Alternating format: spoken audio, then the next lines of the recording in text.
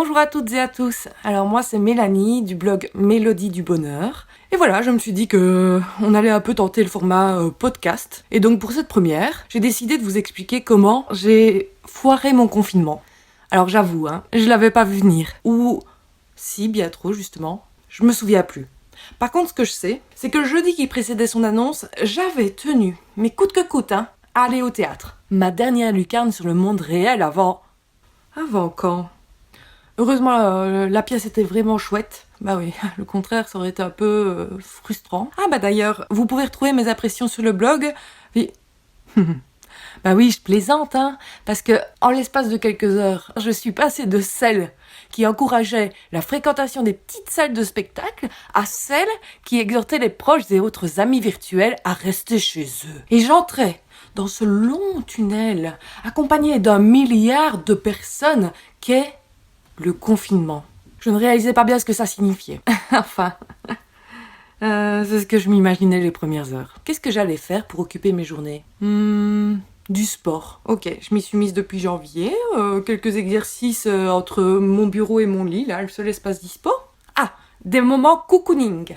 Aucun masque hydratant dans ma salle de bain, ni FFP2 d'ailleurs. Horreur, malheur, la sorcière qui sommeille en moi sort alors sa marmite et fera du marc de café son meilleur gommage et de l'association du miel et de l'huile d'olive la recette parfaite à appliquer sur son visage. Mes cheveux, la cure de sébum, autrement dit, comment avoir les cheveux gras le plus longtemps possible, s'impose. Et là, où les réseaux sociaux m'indiquaient que les confinés démunis de télétravail s'ennuyaient, je me suis rendu compte que ma situation actuelle, à la recherche d'un emploi touchant le RSA, était à peu de choses près la définition du confinement. Voici donc mon premier ratage. Je n'allais pas pouvoir réinventer mon quotidien.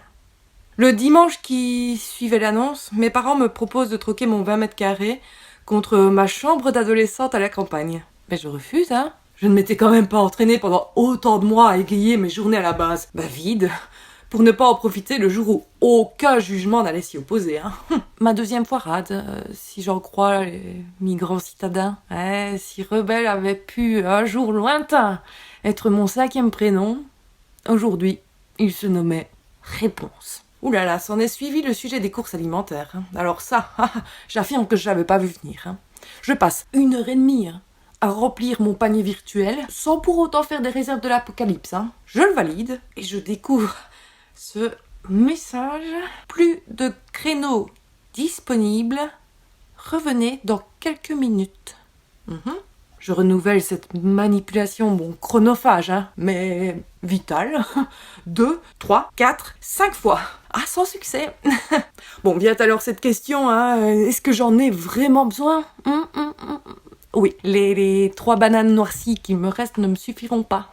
C'était mon 3e échec. Ne pas avoir les armoires pleines à craquer pour pouvoir cuisiner toutes ces choses que je n'avais jamais faites avant. D'ailleurs, parlons cuisine. On parlera dépendance après. Étant un peu à court d'éléments comestibles, allais-je vraiment jeter ces 3 bananes ? Au bout d'une semaine d'hésitation, de longs moments à traîner sur Instagram et quelques traces de moisissures supplémentaires, j'ai donc cédé à cette recette si populaire du banana bread. Bon, je suis pas une grande cuisinière, encore moins pâtissière, mais le fait est assez rare pour être souligné. Il était si réussi. Ne serait-ce pas là ma première réussite de ce confinement, me direz-vous ? Non, voici mon 4e fiasco. Cette pâtisserie est absolument surcotée sur les réseaux. Croyez-moi. Ne gâchez surtout pas ce dernier sachet de levure retrouvé au fond d'un placard avec un banana bread, plus communément appelé le gâteau solution pour ne pas jeter ce truc tout noir.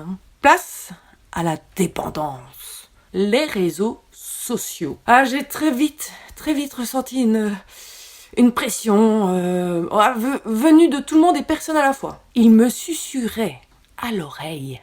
Était-ce là le début de la folie ? Que c'était évidemment l'occasion d'être plus active sur le blog. Rebondir. Les premiers jours, j'ai vu ça comme surfer sur la vague d'un malheur mondial, rapport à mon état émotionnel du moment, je pense. De fil en aiguille, j'ai réalisé à quel point je pouvais être con de temps en temps. Oui, le blog ne me rapporte pas une thune, il n'y a pas de vague, et par conséquent, il n'y a pas de surf. Les jours d'après, toujours sur ces mêmes plateformes de partage, je voyais les gens s'organiser avec autant de rapidité que de talent pour proposer des pastilles divertissantes. Le doute m'envahit aussi vite que le Covid-19 le fit avec le monde.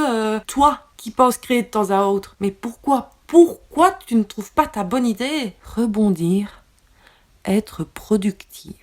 La boucle des croyances limitantes était lancée. Qu'est-ce que j'allais donc pouvoir faire pour respecter ma seule contrainte vis-à-vis du blog, à savoir publier chaque jeudi? J'avais bien quelques produits de beauté en réserve. Ok, je vais tenir 2 semaines. Et la boucle résonnait un peu plus fort à chacun de mes passages sur cet écran d'où je vous écris. Rebondir. Être productive. Ne pas grossir. Cuisiner. Ranger. Nettoyer, balayer, astiquer, ce serait là mon 5e plantage. Ne pas avoir pondu plus de contenu. Je me souviens quand j'étais en humanité, lors d'une conférence, l'écrivain Pichibanda aborda le sujet de l'échec. Et il a dit quelque chose du style « Quand vous ratez quelque chose, ratez-le bien. Ratez-le vraiment. » Et après avoir perdu plus de temps à chercher quoi faire, plutôt que de passer mon temps à faire ou encore à ne rien faire, mais cette idée, elle a stoppé cette boucle-là qui m'obsédait. Oui, j'étais un peu fière d'avoir foiré mon confinement. Si je prétendais alors une seule seconde à vous prodiguer mes bons conseils, voici le mien. 1. Habillez-vous, restez en pyjama. 2. Grossissez, mincissez, restez stable. 3. Buvez de l'alcool. Hydratez-vous. 4. Faites un marathon d'une série comme Homeland. N'allumez pas vos écrans. 5. Faites du sport. Affalez-vous sur votre canapé. 6. Ne vous lavez plus les cheveux. Pouponnez-vous un max. Etc. En résumé, mais faites bien ce que vous voulez pendant une période inédite où la seule chose qu'on vous demande, c'est d'y survivre. J'espère que ça vous a plu. N'hésitez pas à me le faire savoir si c'est le cas, et si c'est pas le cas, faites-le aussi parce que je fais ça un peu à l'aveugle, là, quoi.